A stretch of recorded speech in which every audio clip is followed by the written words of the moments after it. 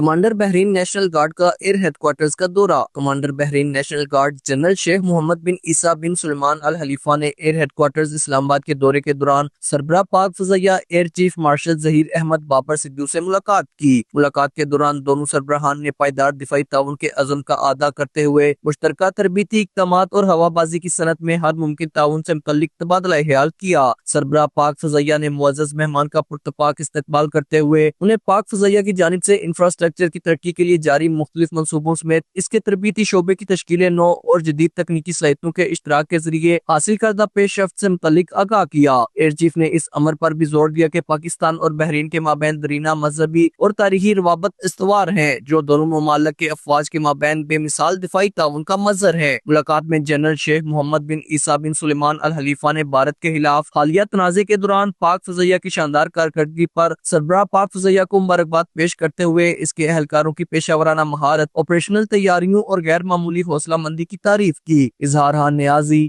JK news, اسلام آباد۔